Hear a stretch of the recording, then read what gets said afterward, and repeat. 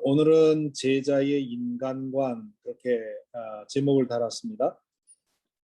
그동안의 제자의 세계관, 이 세상을 예수의 제자는 어떻게 보는가, 또 제자의 인생관, 자아관, 뭐 이런 주제로 말씀을 나눴는데, 그동안은 이제 나 자신에 대한 그런 생각을 주로 초점을 갖고 얘기를 했다면, 오늘은 보편적으로 그저 인간에 대해서 우리가 어떻게 볼 거냐, 나 자신만이 아니라 다른 사람들까지도 인간에 대해서 어떻게 볼 것이냐 하는 그런 어, 말씀을 나눌 텐데요.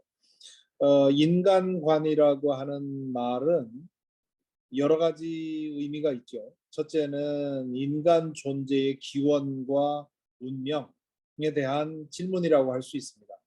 인간은 어떻게 존재하게 되었는가, 어디에서 와서 어디로 가는가, 이런 인간 존재가 어떻게 생겨났고 어떻게 그 미래는 어떻고 하는 이런 운명에 관한 얘기 일 수 있고요. 또 하나는 인간 존재의 성격에 관한 질문일 수도 있습니다.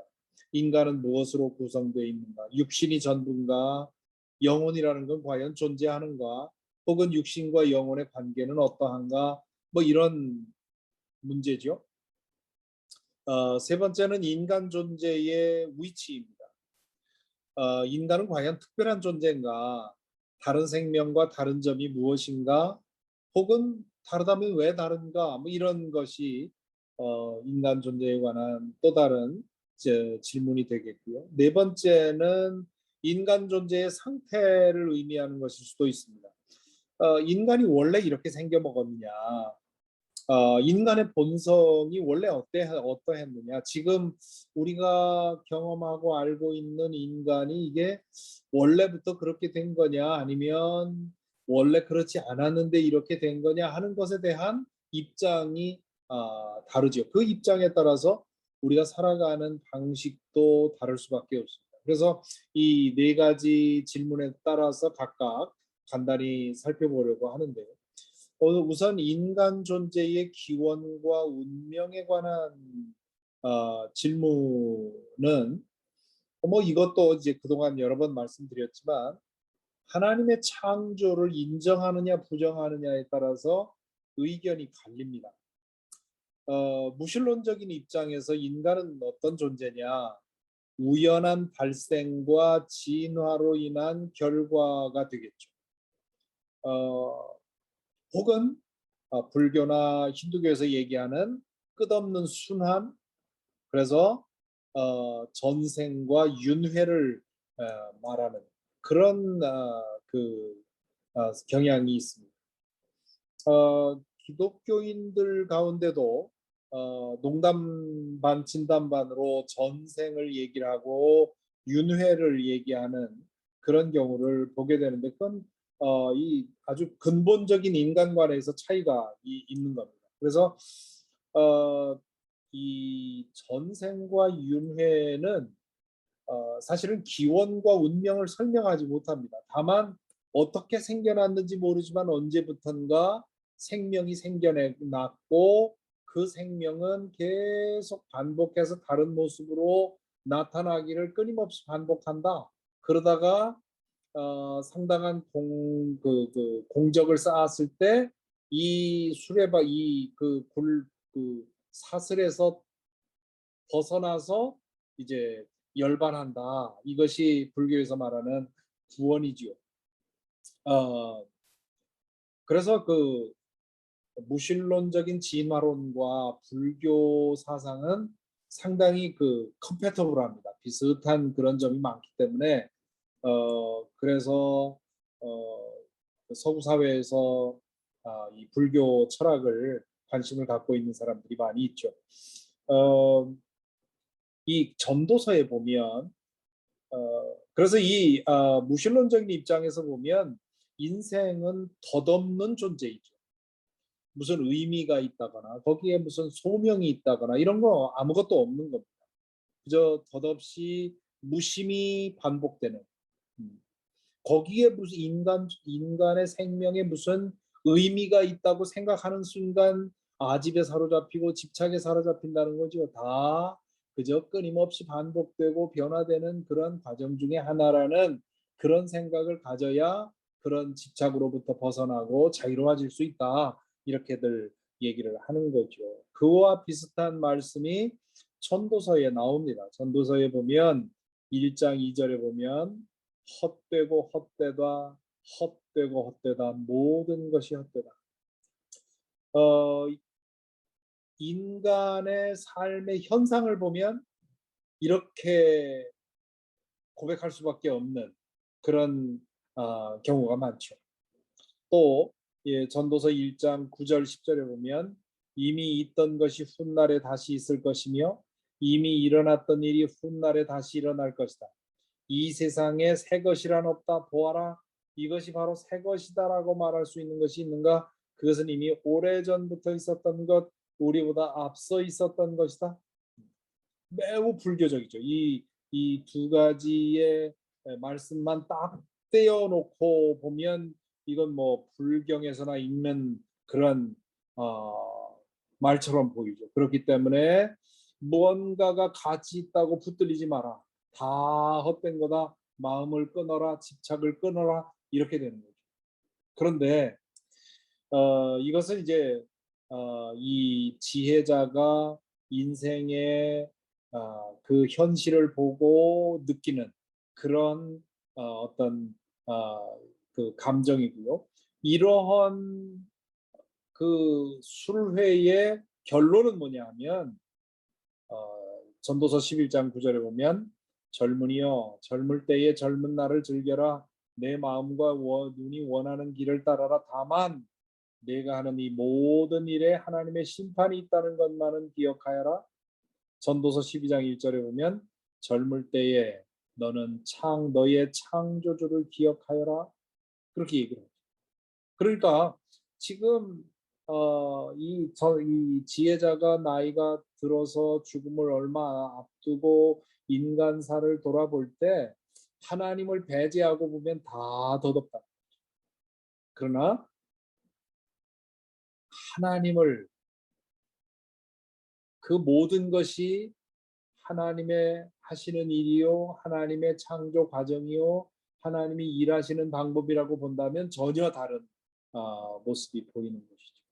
그것이 이제 무신론적인 입장이고요. 그래서 이 창조 신앙의 입장을 가지면 인간에 대해서 전혀 다른 시각을 갖게 되는 거죠. 모든 생명, 모든 인간은 창조자의 작품이다. 내가 창조자의 작품인 것처럼 다른 사람도 창조자의 작품이고 나만이 아니라 이 땅에 생명을 가진 모든 생명체는 다 하나님의 창조의 결과입니다. 그렇죠? 특별히 그 중에 인간은 그 특별한 위치를 가지는데 시편 139편 13절 14절에 보면 주님께서 내 장기를 창조하시고 내 모태에서 나를 짜마 주셨습니다. 내가 이렇게 빚어진 것이 오묘하고 주님께서 하신 일이 놀라워 이 모든 일로 내가 주님께 감사를 드립니다. 내 영혼은 이 사실을 너무도 잘 압니다. 내가 이렇게 빚어진 것이 오묘하고 주님께서 하신 일이 놀라워. 옛날 개정에 보면 나를 지으신 그 솜씨가 신묘막측하다 그렇게 번역이 되어 있죠. 영어 번역에는 I am wonderfully and fearfully made. 그렇게 또 얘기를 하고 우리 모든 생명이 하나님의 그 신묘막측한 창조의 결과다 그러는 거죠.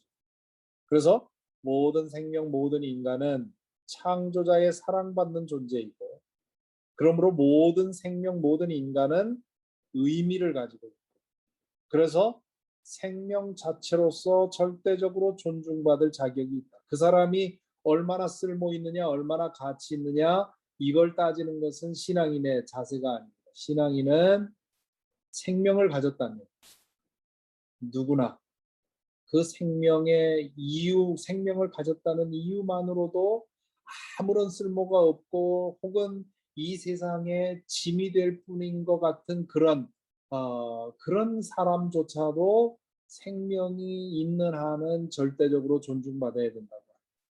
그리고 인간의 생명은 순환하고 윤회하는 것이 아니라 유일회적으로 한 번 유일회적으로 창조되고 창조되는 존재라고 하는 것, 그것이 이 창조 신앙의 입장이죠. 그래서 창조 신앙을 가진 경우에도 인간은 나그네입니다. 그리고 무신론자들의 입장에서도 인간의 삶을 나그네에 비유하죠. 이 나그네라고 하는 비유는 시편에도 나오고요. 또 베드로 전서에도 나옵니다. 이 인간을 이 세상을 주어진 기간 동안 여행하는 나그네로 이해하는 것은 그건 성서적인 거예요. 근데 이 무신론적인 그런 인간관을 가진 사람도 인생을 나그네에 비유합니다. 그런데 그 나그네를 똑같은 나그네의 그 비유를 사용하는데 달라요. 가장 쉽게 얘기하자면 우리 잘 알려진 노래 하숙생,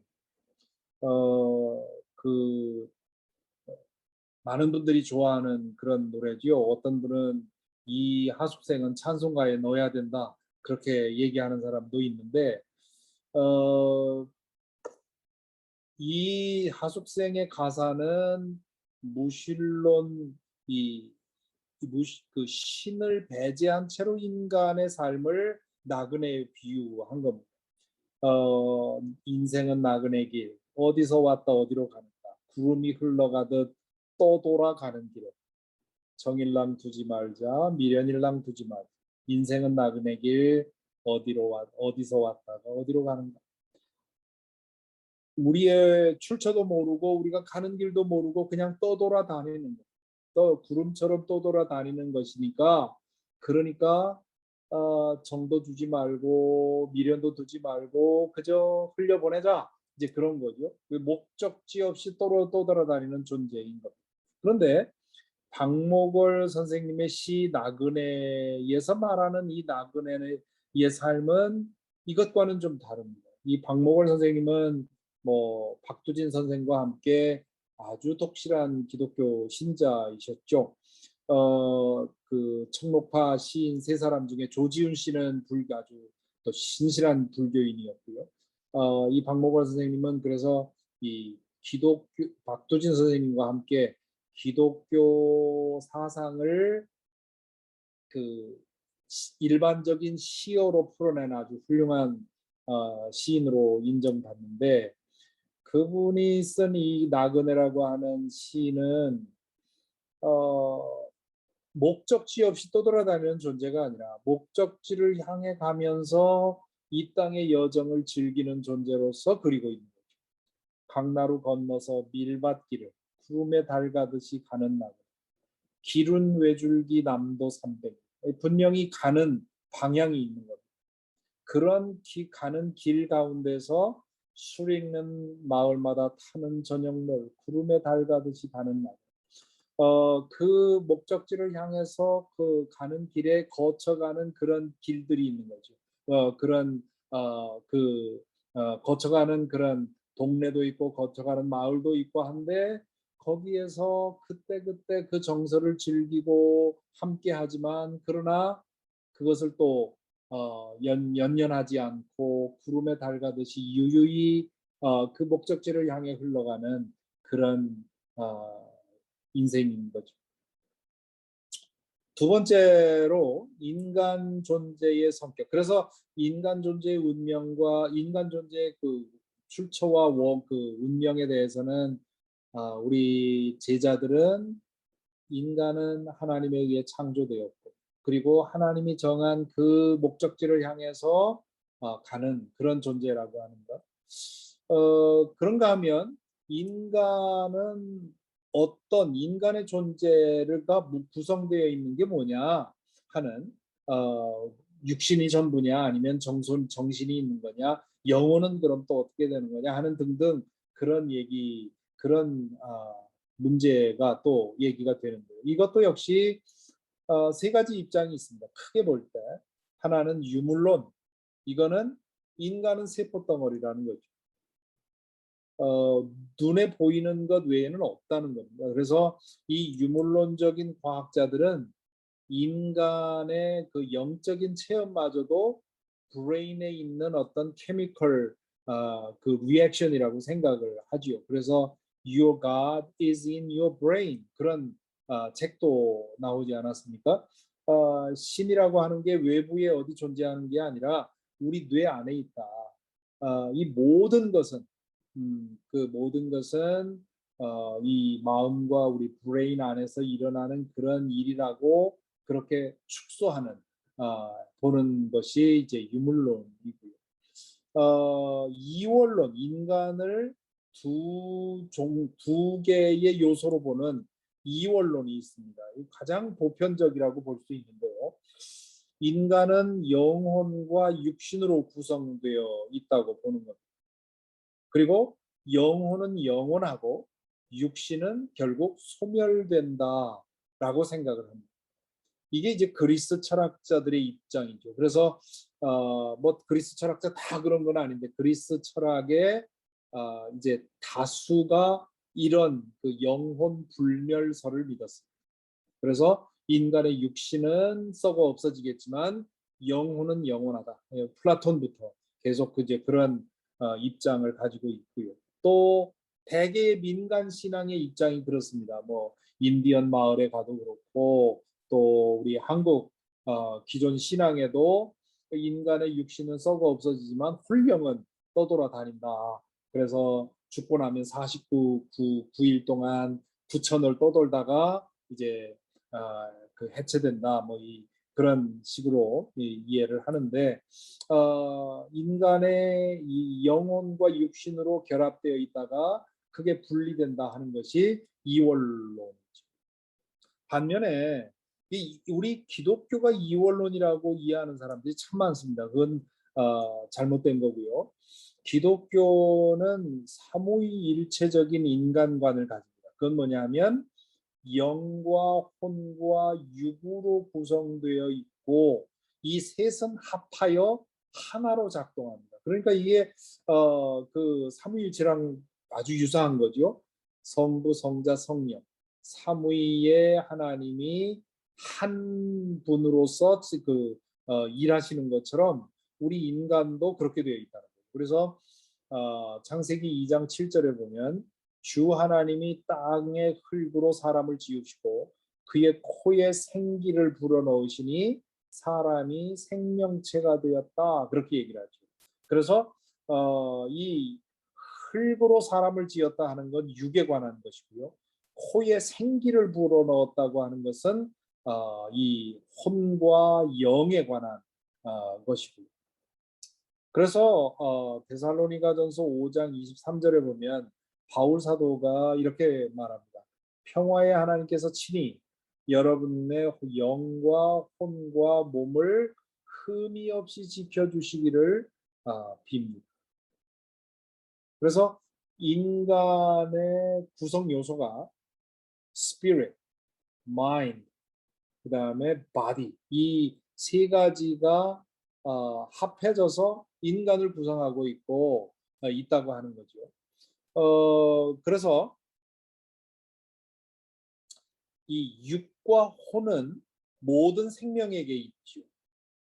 동물에게도 있고요. 뭐 식물에게도 있다고 하는 걸 그 과학 실험을 통해서 밝혀내지 않습니까? 그래서 이 그 식물을 기를 때 아주 좋은 그런 클래식 음악을 들려주면 훨씬 더 잘 자라고 뭐 이 반응을 한다는 거죠. 우리 인간의 혼과는 다른 그런 거지만 어쨌든 그런 기능이 있다고 하는 것을 알 수 있는데 이 영은 인간에게만 주어진 겁니다. 이 영이라고 하는 것은 하나님과 교제하기 위해서 주어진 기능인 것이죠. 그것이 이 다른 생명체와 인간을 구분짓는 그런 요소라고 할 수 있습니다. 그래서 우리는 이 생명을 생각할 때 육적 생명과 정신적 생명과 영적 생명을 모두 생각해야만 되는 겁니다. 우리가 그 코마에 빠진 사람을 뇌사라고 하죠. 이 뇌사라고 하는 것은 이 정신적 생명이 죽은 걸 말하죠. 육적 생명만 움직이고 있는 것. 그것을 가리켜서 우리는 이미 죽은 거나 마찬가지라고 생각을 하죠. 그래서 그런 사람의 경우 이 의학 치료를 계속 하는 게 옳으냐 그러냐 하는 이유는 육적인 생명만 가지고는 살았다 할 수 없기 때문에 그렇죠. 그렇다면 이 영적 생명이 죽는 것도 정말 중요한 건데 이게 아주 큰 문제인데 사람들은 이 영혼이 죽어 있다 보니까 이 영적 생명이 죽는 것에 대해서는 별로 개의치 않습니다. 믿지 않는 사람들은 이 영적 생명이 죽은 거나 마찬가지거든요. 육체적인 생명과 정신적인 생명만 가지고 살아가는 거죠. 그리고 병원에 가면 안타깝게도 육적 생명만 가지고 살아가는 사람들이 있습니다. 그래서 우리가 살았다 하는 것은 이 세 가지 생명이 모두 다 골고루 함께 살아있는 것이 살아있는 겁니다. 그리고 하나님은 이 영적 생명만 구원하시는 게 아니에요. 우리가 영혼 구원 그렇게 얘기를 하지 않습니다. 우리가 전도를 하자. 왜냐하면 영혼을 구원해야 된다 하는 그런 말을 하는데 그 말은 영혼만을 영적 생명만을 구원하려고 하는 해야 된다는 뜻이 아닙니다. 그게 아니고 하나님은 영과 혼과 몸 전체를 구원합니다. 그런데 그 구원의 핵심이 영적 생명에 있기 때문에 그렇게 말을 하는 거죠. 그래서 오늘 또 우리 교우 한 분을 장례를 지내고 왔는데요. 그분이 순전하게 순수하게 하나님을 믿고 사신 분이기 때문에 이제 죽어서 그 영혼이 하나님 품에 있다고 하는 것을 우리는 믿습니다. 그런데 그게 구원의 완성이 아닙니다. 구원의 중간 단계입니다. 왜냐하면 하나님은 영과 혼과 몸 전체를 구원하시기 때문에 그의 몸은 지금 부패되어 썩어가고 있는 거죠. 그래서 마지막 날 새하늘과 새 땅에서 부활에 참여할 때 비로소 다시금 이 세 가지 생명이 모두 다 새로운 차원으로 올라가게 됩니다. 그것이 구원의 완성입니다. 그렇기 때문에 우리가 죽어서 내 영혼이 하나님의 품에 가고 품에 안긴다 하는 것으로 구원이 끝나는 것이 아닌 것이죠. 기독교 신앙에서는 왜 예수께서 다시 오시고 새하늘과 새 땅이 이루어지고 거기에서 예수 그리스도의 부활에 참여해야 된다고 말을 하느냐? 왜냐하면 이 세 가지 생명이 모두 다 구원의 대상이기 때문에 그렇습니다. 이것이 이제 우리가 인간을 어떻게 보느냐에 따라서 달라지는 것이죠. 그리고 세 번째는 인간 전체의 위치가 어떻게 되느냐 하는 거죠. 우리 창세기 1장 26절에 보면 하나님께서 우리의 형상을 따라서 우리의 모양대로 사람을 만들자 그렇게 얘기를 하시죠. 그리고 사람을 만든 다음에 사람에게 땅에 충만하여라 땅을 정복하여라 모든 생명을 다스리라 그런 명령을 주시죠. 그리고 시편 8편 제가 가장 좋아하는 시편 중에 하나인데요. 여기에 보면 사람이 무엇이기에 주님께서 이렇게까지 생각해 주시며 사람의 아들이 무엇이기에 주님께서 이렇게까지 돌보아 주십니까? 주님께서 그를 하나님보다 조금 못하게 하시고 그에게 존귀하고 영화로운 왕관을 씌워 주셨습니다. 하나님이 지으신 온 세상을 보니까 인간을 그 모든 피조물의 가장 높은 자리에 두신 것이 너무도 감격스럽다.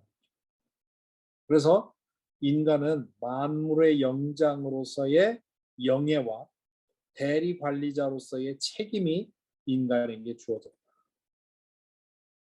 인간이 이 하나님의 피조 세계에서 이런 위치를 가지고 있다는 거죠. 그렇기 때문에 인간의 타락은 피조 세계의 타락을 초래하고요. 따라서 인간의 구원은 피조 세계의 구원을 의미합니다. 그래서 로마서 8장 22절에서 바울 사도가 모든 피조물이 이제까지 함께 신음하며 함께 해산의 고통을 겪고 있다는 것을 우리는 압니다. 그렇게 얘기합니다. 지금 우리 인간도 구원받아야 되지만 인간의 죄로 인해서 깨어진 이 피조 세계도 구원되어야 한다는 거예요.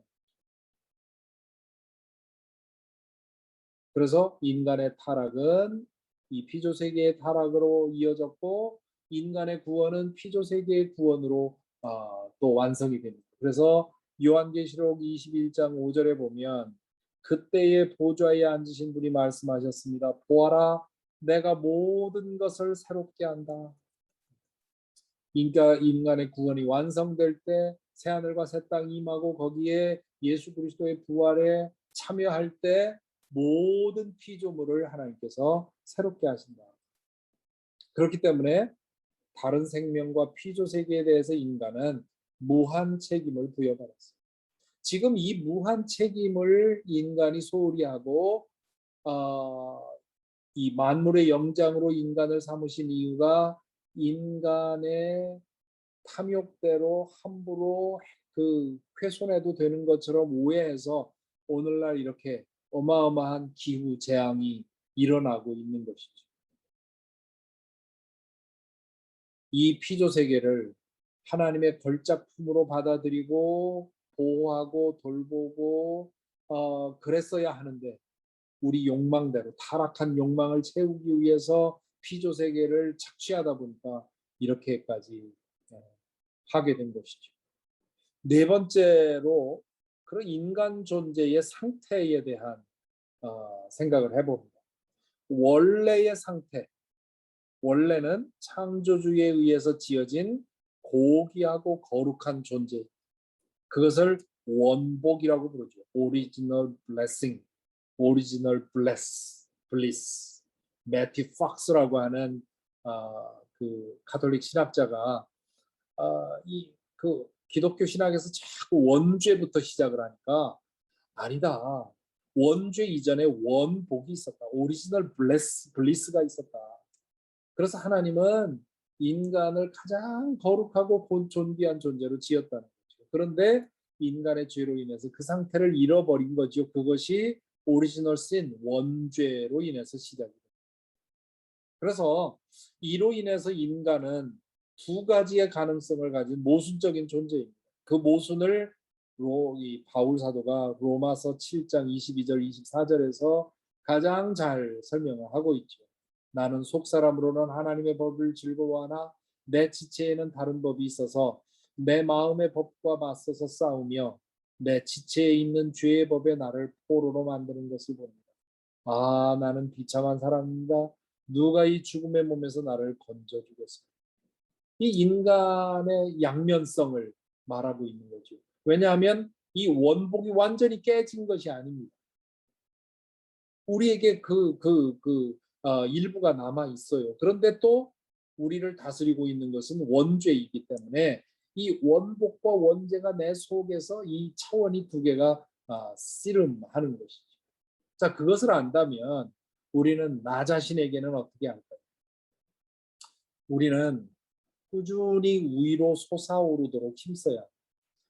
C.S. 루이스가 그런 얘기를 했어요. 인간은 위로 솟아올라서 하나님처럼 되든가 밑으로 떨어져서 사탄처럼 되든가 두 가능성을 다 가지고 있다. 그러므로 우리가 어떻게 하느냐에 따라서 인간은 하나님처럼 될 수도 있고 사탄처럼 될 수도 있다. 그래서 우리는 꾸준히 위로 솟아오르도록 힘쓰는 거죠. 그렇지만 동시에 언제든지 미끄러질 수 있음을 기억하고 자만하지 않는다. 요즘 사울과 다윗의 이야기를 사무엘기상을 통해서 보지 않습니까? 사울도 그렇고 다윗도 그렇고 특별히 이제 다윗 요즘 매일 읽는 이제 오늘 읽은 말씀, 내일 읽는 말씀 보면 다윗이 그렇게 신실하게 기도의 자리를 지키면서 하나님의 뜻을 분별하라고 하려고 하지만 또 때로는 너무도 무력하게 넘어지지. 바세바의 이야기도 그렇고요. 내일 읽을 이야기도 마찬가지. 그래서 아무리 내가 그 신앙생활 열심히 하고 기도생활 열심히 한다 해도 언제든지 미끄러질 수 있는. 그런데 그렇게 미끄러졌을 때 난 다 끝났구나 하고 빅딜로 삼지 말고 그걸 털고 일어서야. 그것이 우리가 모순적인 존재인 우리 자신을 잘 다스려서 거룩한 길로 가는 길이고요. 우리 이웃에게는 어떻게 봐야 되느냐 하면 때로 거룩해 보이는 사람을 만나죠. 그랬을 때 정도 이상 기대하지 않는 것. 우리가 그 거룩한 사람에 대한 그런 갈망이 크다 보니까 조금만 이렇게 좀 특별해 보이면 그 성자처럼 그렇게 생각을 하고 기대하죠. 그러나 사람은 믿을 대상이 아닙니다.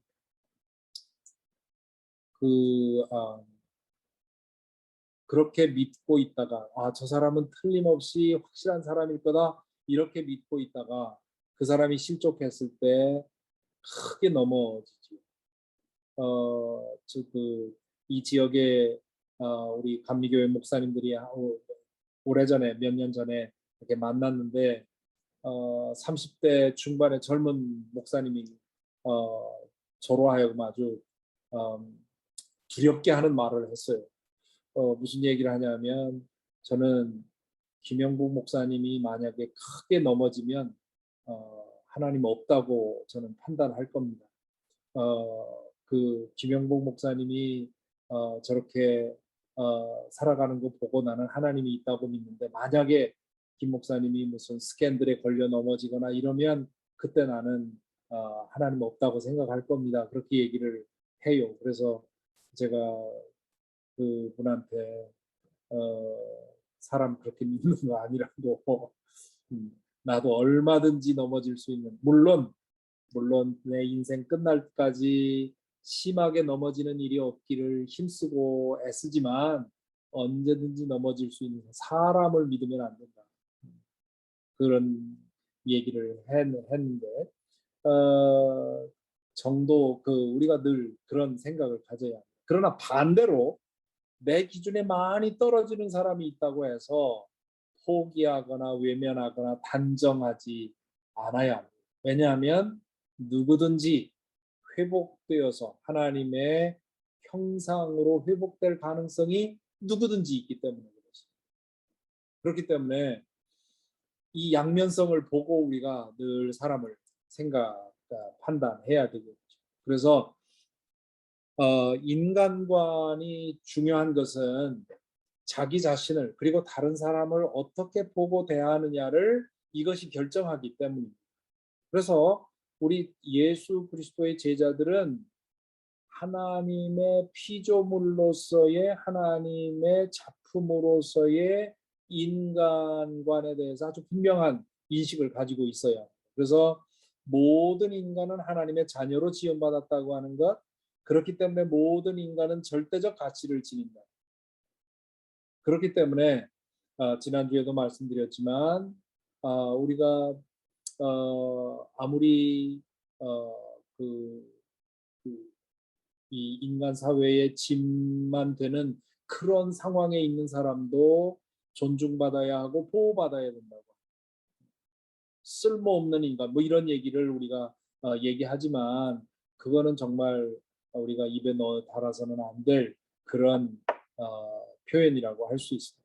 그리고 모든 인간에게는 양면성이 있다고. 그러므로 작년에도 아주 유명한 미국에서 큰 빌리그레암 이후에 가장 기독교 복음을 잘 전했다고 하는 라비 자카리아스라는 분이 세상을 떠났는데 그 세상 떠나고 나서 몇 달 후에 그 스캔들이 드러나가지고 큰 충격을 받았거든요. 저 사람은 그렇지 않을 거다라고 생각을 하고 있었는데 이제 그런 일들이 드러나는 것. 그럴 경우에는 굉장히 큰 실망을 합니다. 그렇기 때문에 누구든지 넘어질 수 있다고 하는 것, 그렇기 때문에 나도 넘어질 수 있다고 하는 것, 이런 생각을 가지고 우리 스스로는 챙겨야 되고, 다른 사람에게서 그런 일이 일어났을 때 그것이 내 신앙의 어떤 치명타를 안기는 그런 일이 없어야 되겠죠. 그리고 자기 자신에 대해서는 추락의 가능성을 늘 기억하고 살아야 하고, 다른 사람에 대해서는 회복의 가능성을 기억해야 돼요. 그렇게 한다면 우리는 우리 스스로에 대해서 교만해지지 않을 것이고, 다른 사람에게 정죄하거나 판단하지 않게 되겠죠. 그리고 지금 좀 전에 말씀드린 것처럼 사람은 사랑의 대상이지 믿음의 대상이 아니라고 합니다. 믿음의 대상은 오직 예수님밖에 없다고 하는 이 인간의 본성을 가지고 태어난 그런 존재들 가운데 죄 없는, 그런 흠 없는 분은 예수님밖에 없었다고 하는 사실을 기억해야 될 것입니다. 이렇게 생각을 한다면 우리 자신에 대해서 또 다른 사람에 대해서 바른 태도를 갖고 예수의 제자로 살아갈 수 있을 것입니다.